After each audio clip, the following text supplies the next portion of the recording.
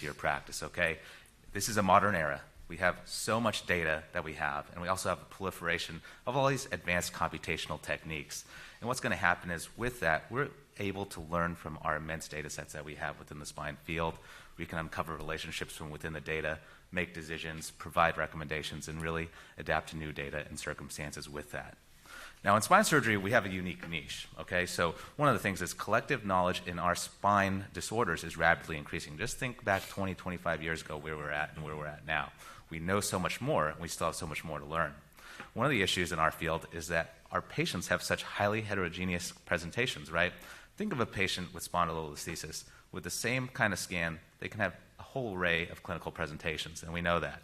So all we've done so far in a lot of our studies is we're able to establish correlations between radiographic parameters and clinical symptoms, but we know on an individual level we're not very good at predicting how that patient's going to present or how they're going to do. And so this is really where AI can help.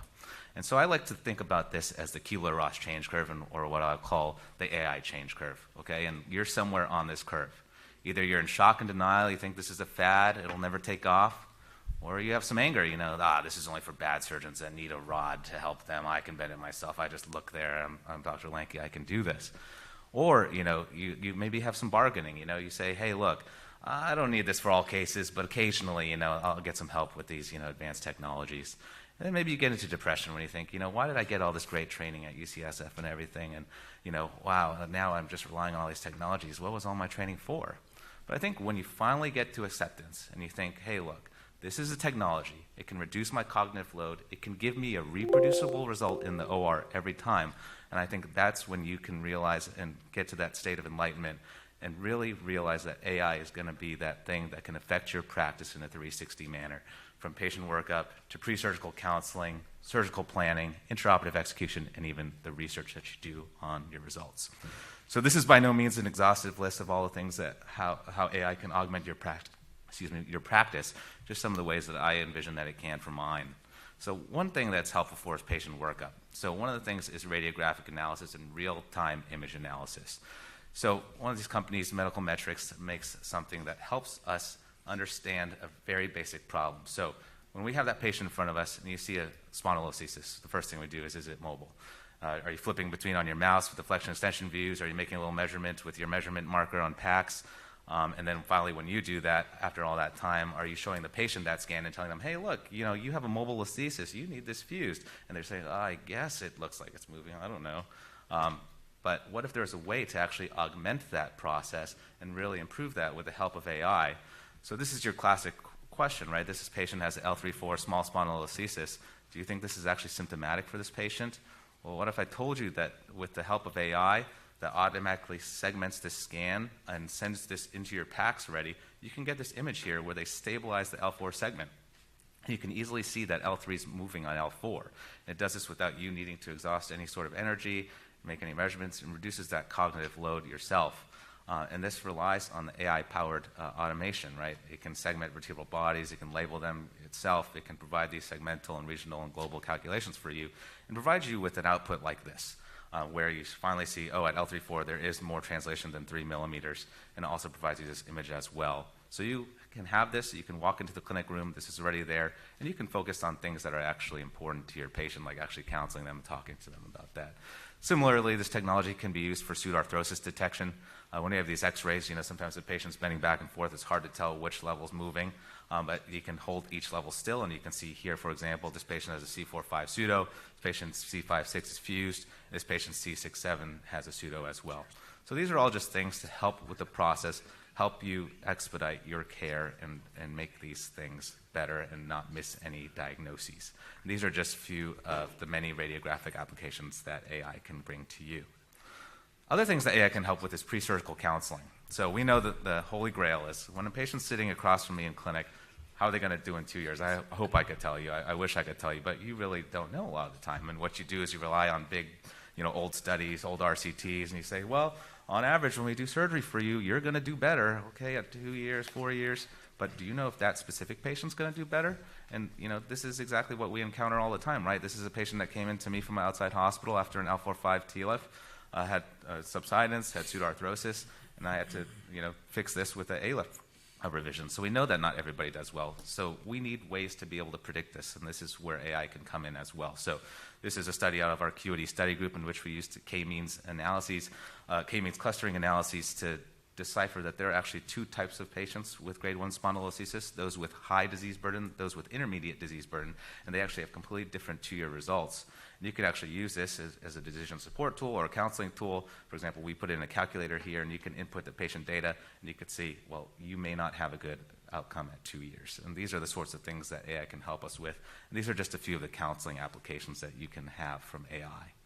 The other thing that Tim touched on a little bit too is this is incredibly helpful for surgical planning. Again, what we want is a reproducible outcome. We still, always going to be a different way of analyzing scans of which radiographic parameters are the best, but you still want to be able to at least hit your target of what you were aiming for. And this is what it can do. So this is a 71-year-old patient of mine, recently did her surgery. She's a bit sagittally off, also had a 50-degree coronal cob, also off truncal shift 3 centimeters to the right. She's frail. She had these open disc spaces in her CT scan. So the question is, what kind of surgery are you going to do to help her out? So I elected for a circumferential MIS deformity correction with 2-level laterals from L1 to 3 and L3 to S1 ALIF, and then fully percutaneous posterior approach. And so how do you do this? How do you actually execute this, right? Well, there's helpful software, leverages AI, also takes your input, of course, and then you can ultimately design a plan that you think will get your patient the sagittal correction that you want. So this is me planning. I said I was going to do 2 laterals at the cephalad levels, 3 ALIFs at the levels below. And then finally, that plan can be brought over to the operating room.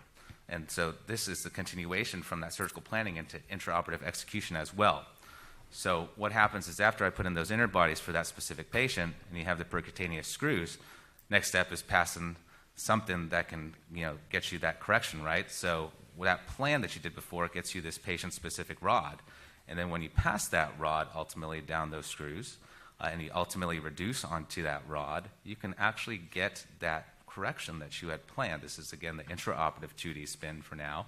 But then that ultimately then gets you the corrections that you want. This is a recent patient, so this is only their recent immediate post-op film, but it's a reproducible result to correct the sagittal plane and the coronal plane, at least at this short time point. And this is how that looks. Again, we've talked about this. You can do the same thing with patient-specific inner bodies that AI helps you with. These are all AI-enabled surgical planning technologies. Ultimately, it can get you some personalized devices that get you that correction, again, that you're planning for, help you to achieve your sagittal and coronal alignment goals. And so these are sorts of ways that you can improve your radiographic correction and also, in addition to many other improvements, potentially decrease things like subsidence as well. So, there are many clinical applications of AI, and Ron's going to talk to you about something soon about the robot, and he's absolutely right. The AI and the robot are the future. They're in China. Someone was doing telesurgery with 5G, placing pedicle screws from a remote place.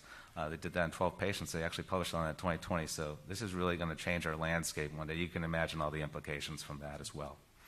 Last thing that we all know about is the research that's coming out from AI, right? We've seen a spike in the research, just reading all our leading journals. And we know that this research can be applied to all phases of care, okay? We can build AI models to predict transfusion. We can predict length of stay. We can predict different things like hospital charges, complication occurrence, and also mortality and non-routine discharge, as well as readmission. But the other thing that's very important is, okay, that's a little bit easier to predict. That's the intraoperative, perioperative things. How about long-term things, right? Maybe a little bit more difficult, but AI can help to detect that as well. We can build models to predict BJK, pseudoarthrosis, and also, of course, very importantly, long-term clinical outcomes. Last thing is, towards the future, AI can also help with the kind of research we do. So there's many limitations with healthcare data right now in the research we do with healthcare data. One is if we talk about the gold standard RCTs, they take a lot of time, a lot of cost. Or if we talk about the available EMR data, there's a lot of issues with privacy and data ownership. Well, Zach Ray figured out that what you could do is you could leverage AI to actually create synthetic data and actually simulate the properties of a real cohort. So what he did in this study is basically had 10,000 real patients of cervical patients, and also 10,000 of lumbar degenerative patients, and he was able to create a synthetic data set from these real data sets. what he did was he actually showed that the baseline characteristics were pretty similar between the two groups. And actually, when you built different AI models based on the two different data sets, actually the outcomes were pretty similar. The C statistics were pretty similar. So it shows that this is a potential promise to overcome some of the limitations in data that we currently have to be able to conduct the research we want. So ultimately, I think, if you don't know already, I think the reality is that AI is going to be here to stay. We're going to use it more and more, and it's really going to revolutionize spine surgical care. Thanks.